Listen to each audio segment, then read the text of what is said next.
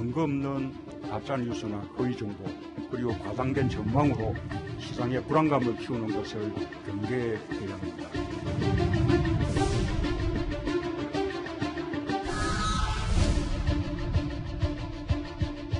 우리 경제의 기초 체력은 튼튼하기 때문에 물 들어올 때 모져라 하는 말처럼 여기 살 수 있도록 최선을 다해주길 바랍니다.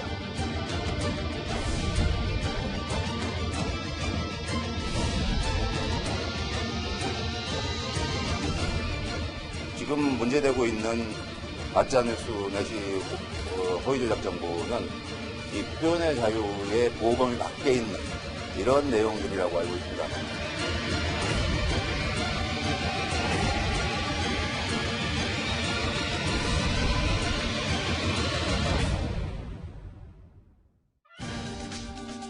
정치권 이슈 뉴스탑10이 뽑은 1위입니다. 이 한국과 일본의 경제전쟁이 한 달 넘게 이어지고 있는 가운데 오늘 문재인 대통령은 우리 경제의 기초 태력은 참 튼튼하다고 언급하면서 이것을 경계해야 한다고 말했습니다. 뭔지 같이 한번 또 들어보시죠. 비상한 각오로 엄중한 경제 상황에 냉정하게 대처하되 근거 없는 가짜뉴스나 허위 정보 그리고 과장된 전망으로 시장에 불안감을 키우는 것을 경계해야 합니다. 세계적인 신용평가 기관들의 일치된 평가가 보여주듯이 우리 경제의 기초 체력은 튼튼합니다.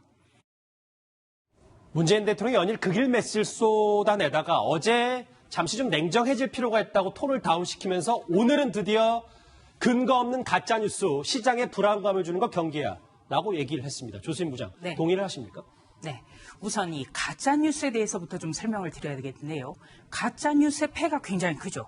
가령 2008년에 미국산 쇠고기를 먹으면 광우병에 걸린다. 예. 이 괴담 때문에 우리가 얼마나 홍역을 치렀습니까? 가짜뉴스의 폐는 굉장히 크고 심각한 일인데 문제는 대통령이 말하는 가짜뉴스는 과연 무엇일까?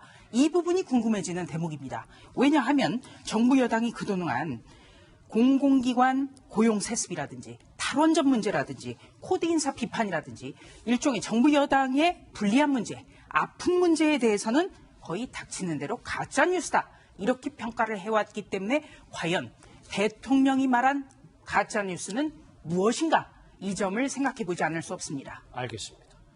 그러면 대통령이 말한 게 경제적 수치, 경제 지표는 어떻게 나오는지 저희도 볼까요? 우리의 기준은 뭐 AA-라고 해서 뭐 아시아에 있는 국가 중에서 대만, 일본보다도 높은 분명한 신용도를 나타내고 있습니다. 그런데 다음 그래픽을 한번 볼까요? 예. 그런데 신용평가를 하면서도 이현정 의원님. 네. 일본 백색 국가 재배 결정이 한국 기업 신용도에 부정적이고 그리고 피치는 불확실성을 야기하고 있다라고 얘기하고 있습니다. 우리나라가 이제 사실은 1997년도 IMF를 경험했지 않습니까? 또 그 이후에 또 2007년도에 금융위기를 경험을 했죠. 두 차례 걸친 어떤 그런 위기를 경험하면서 우리의 어떤 환율의 재정적인 상황은 굉장히 튼튼해졌고 또 어떤 시스템적으로 본다도 굉장히 선진적으로 많이 바뀌었습니다. 그래서 지금 국제신용기관에서도 보면 우리 어떤 신용 기준을 상당히 안정적이다. 뭐 다 아시겠지만 무디스, 피첸 뭐 이런 것들은 우리가 다 S&P라든지 다 이제 기억이 많이 나시지 않습니까? 예. 이제 근데 어떤 면에서 보면 지금 현재로서는 이제 이것이 굉장히 어떤 안정적인 기반을 하고 있는데 문제는 앞으로의 미래가 상당히 이제 걱정된다는 것이죠. 왜 그러냐 하면 지금 일단 올해 같은 경우에 이제 국내적으로 보면 굉장히 경제 성장률이 지금 많이 다운되고 있습니다. 특히 이제 뭐 일부에서는 1%대다라는 이야기도 있고 또 일본과의 지금 어떤 무역 파문이 어느 방향으로 전개될지 상당히 예측하기 어려운 상황이거든요. 그러니까 지금 뭐 기업들 같은 경우는 한 6개월 정도 이제 견딜 수 있다라고 이야기를 하는데 그렇다면 그 이후에는 어떻게 할 것인가? 그리고 또 현재 우리의 주력 상품인 반도체라든지 뭐 스마트폰이라든지 이런 것들이 상당히 좀 위축되고 있습니다. 대신 이제 어떤 제조업 분야 같은 경우는 상당히 지금 침체를 면하지 못하고 있거든요. 그렇기 때문에 현재는 괜찮습니다만은 그러나 우리의 미래의 어떤 먹거리 이것 자체는 굉장히 불확실한 것이 아닌가 그런 생각이 듭니다. 지금 화면을 보시면 성장률 1%의 추락도 머지 않았다. 추세가 중요하잖아요. 경제 지표는. 그런데 조금씩 떨어지고 있고 1%대. 자, 그런데 문재인 대통령의 이런 경제 낙관론은 이번뿐이 아닙니다. 과거 발언 한번 듣고 오겠습니다. 우리 경제의 기초 체력은 튼튼하기 때문에 물가 상승률, 실업률, 외환 보유고 등 국가 경제의 거시 지표들은 안정적으로 관리가 되고 있고 제조업이 힘을 내야 지역 경제도 활력을 찾고 적극 강구해 주기 바랍니다. 물 들어올 때 노져라 라는 말처럼 교회를 살릴 수 있도록 최선을 다해 주기 바랍니다. 자, 물 들어올 때 노져라라고 했던 게 당시 현대차가 어닝 쇼크가 있었고 우리 경제 지표 대략 튼튼하다. 오늘과 비슷한 말 했을 때도 역성장 쇼크가 있었는데 청와대 인식이 좀 우리랑 다른 건지 아니면 정말 청와대만 갖고 있는 내부 지표가 좋은 건지요? 어떻게 보십니까? 일단 제가 볼 때는 참모들이 좀 약간 좋은 지표만 대통령한테 좀 드리는 것 같아서 좀 걱정은 좀 있고요. 그러나 대통령께서는 지금 문제가 있다는 거는 인식을 하시고 계시는 것 같아요. 왜냐하면 행간을 읽어보면 그 파인 튜닝을 계속 그 메시지를 조정해 가시거든요. 예. 그래서 지금 문제가 있는 부분에 대해서 자신의 공약을 후퇴시켜 가면서까지 메시지 조정을 하고 계시는데 이 문제는 뭐냐면 이런 겁니다.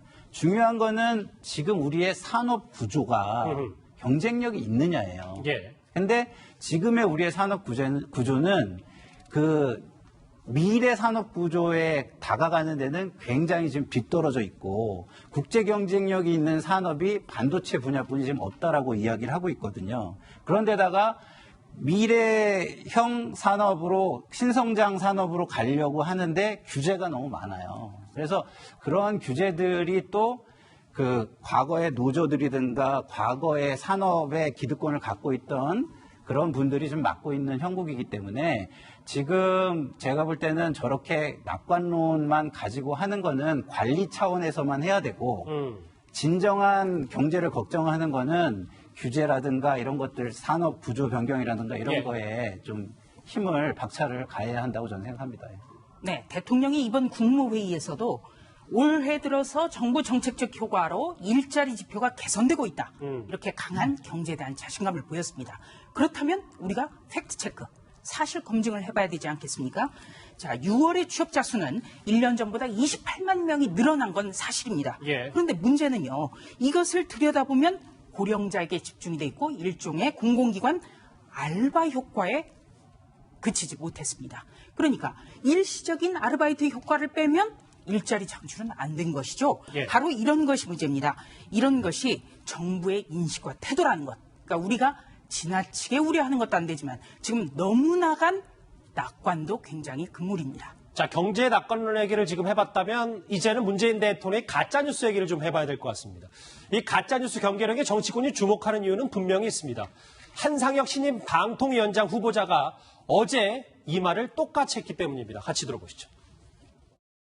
저는 법률가입니다. 표현의 자유의 중요성에 대해서 누구보다도 잘 알고 있고 지금 문제되고 있는 가짜뉴스 내지 허위조작 정보는 이 표현의 자유의 보호범위 밖에 있는 이런 내용들이라고 알고 있습니다.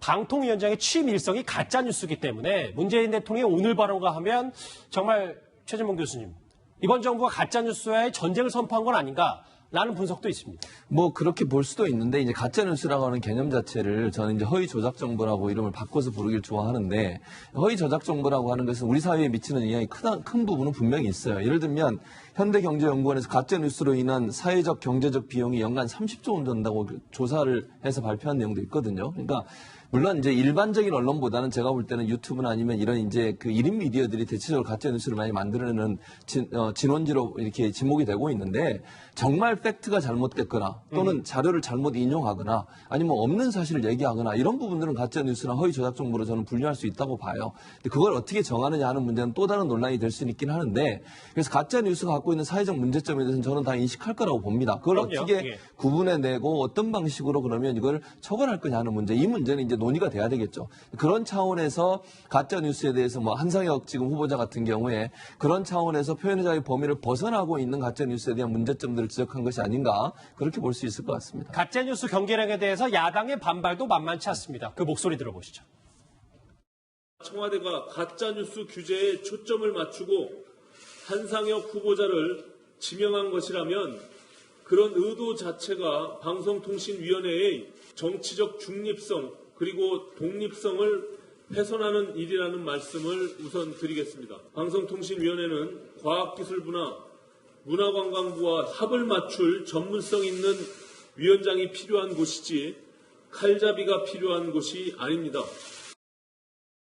야당의 말처럼 뉴스가 가짜면 당연히 없어야 되는데 이게 자칫 다른 도구, 그러니까 일부 뭐 보수 유튜버나 어떤 이념적 지향성이 다른 방송을 통제하는 수단이 되는 거 아니냐라는 얘기인 것 같아요. 그렇죠. 왜냐하면 이효성 방통위원장이 사실은 이제 사퇴하게 된 배경이 뭐냐면 이제 사실 정부 차원에서 가짜뉴스 처벌법을 만들어라 이렇게 이야기를 했는데 이효성 위원장 같은 경우는 아니 가짜뉴스 이게 원래 언론학자시거든요. 그러니까 가짜뉴스를 어떻게 규정하느냐 이거 사실을 해서 본인이 굉장히 회의적이었습니다. 그러다가 이제 지금 작업이 진도가 안 나가니까 어떤 면에서 굉장히 몇 차례 요청을 했음에도 불구하고 안 나가니까 결국 이제 교체를 한 겁니다. 지금 한상혁 변호사로 지금 후보자를 지명한 것인데 지금 한상혁 후보자 같은 경우는 지금 되자마자 가짜뉴스에 대해서 강하게 이제 지금 대응을 하겠다고 하는 거 아니겠습니까? 결국 뭐냐면 이걸 처벌법을 만들겠다는 거예요.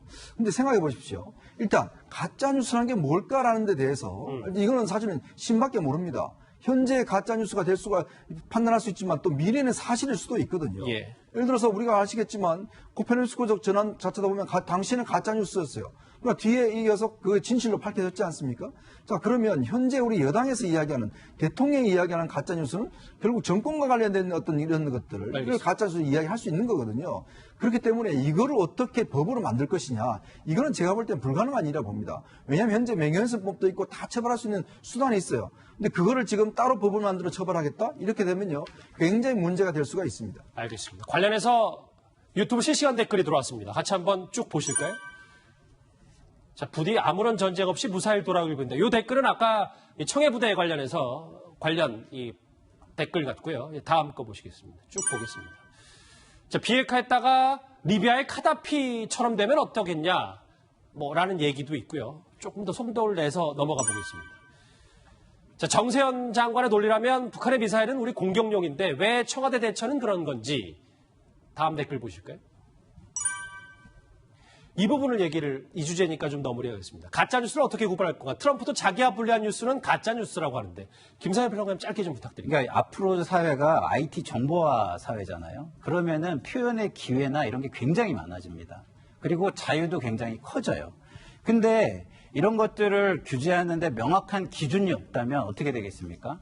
굉장히 큰 혼란이, 불만이 증폭되게 되는데요.